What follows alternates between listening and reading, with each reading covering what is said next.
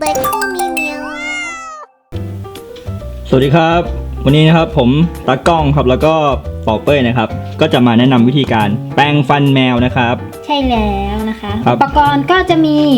ยาสีฟันสำหรับสัตว์เลี้ยงนะคะ อันนี้สำหรับสุนัขและแมว เดี๋ยวจะปรับกล้องก่อนปึ๊บโอเคอันนี้มันยี่ห้ออะไรปอเป้ย อะไรสักอย่างหนึ่งแหละ ลองอ่านดูสิเวอร์แบก เบอร์แบก ใช่ปะ ใช่ ราคา475 บาทนะครับหาซื้อได้ที่ตามร้านเพชช็อปนะครับ อันนี้เป็นรสเนื้อนะคะ รสเนื้อแล้วก็อีกอันนึงก็คือ มันเป็นแปรงสีฟันสำหรับแปรงซอกฟันนะคะ ของคนนี่แหละหาซื้อได้ตามวัดสันหรือห้างทั่วไป ดูมันเล็กกระจิ๋วดิวเนี่ยนะแต่เราไม่เคยใช้นะเราเคยใช้แต่พวกแปรงสีฟันปกติ แต่นี่มันมีเอาไว้ผลิตมาเพื่อแปรงซอกฟันโดยเฉพาะใช่ป่ะ ใช่แปรงซอกฟัน แล้วก็เอามาแปรงฟันแมวได้ คือมันใช้สะดวกมากมันอันเล็กมันพอดีกับปากแมวเลย พอดีปากแมวเลยก็มีหลายคนถามนะครับว่าแมวเนี่ยมันจำเป็นด้วยเหรอที่ต้องแปรงฟันเนี่ยพอดีผมได้ยินคุณหมอบอกว่ามันจำเป็นนะครับอย่างต้อหลินเนี่ยก็จะมีหินปูนเกิดขึ้นแล้วตรงซอกฟันนะครับคุณหมอก็แนะนำว่าให้ประมาณ2 วันแปรงทีนะมาเริ่มกันเลยดีกว่าว่าการแปรงฟันแมวนั้นมีวิธียังไงอันนี้ก็คล้ายๆกับยาสีฟันคนเหมือนกันนะเดี๋ยวผมขอชิมรสชาตินะครับว่าเป็นยังไงบ้างโอ้โหมันเป็นเจลใสๆอย่างเงี้ยนะครับจืดมันแบบว่ามันมีส่วนประกอบอะไรบ้างมันมีโฟออไรด์เหมือนของคนไหมอ่ะก็น่าจะใช่นะเดี๋ยวผมขอชิมนะครับว่ารสชาติเป็นยังไงเขาบอกรสเนื้อนะ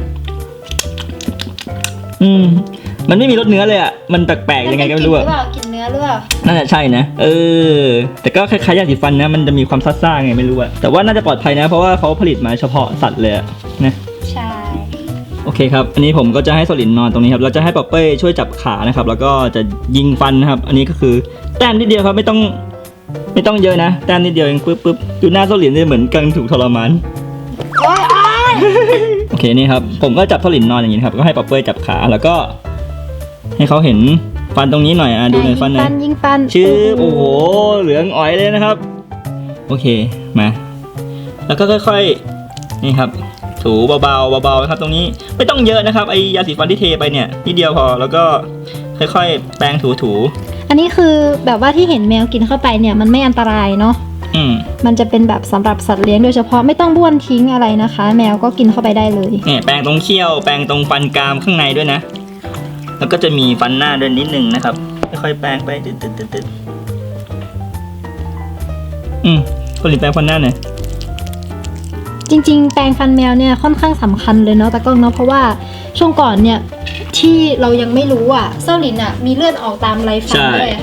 อีกข้างนึงนะครับเส้าหลินโอเคมาปึ๊บแปรงตรงเขี้ยวไอแปรงเนี่ยมันพอดีมากเลยรู้สึกมันเข้าถึงซอกลึกของมันได้เดี๋ยวเส้าหลินกัดแปรงแต่ว่าคุณหมอก็แนะนำมาว่านะครับถ้าเกิดหาซื้อไอแปรงนี้ไม่ได้นะครับก็ให้ใช้คัตเตอร์บัตนะครับที่ปั่นหูเนี่ยแหละของคนเนี่ยแหละก็ค่อยๆถูไปนะครับตรงฟันนะครับเดี๋ยวผมจะเอามาให้ดูนะคัตเตอร์บัต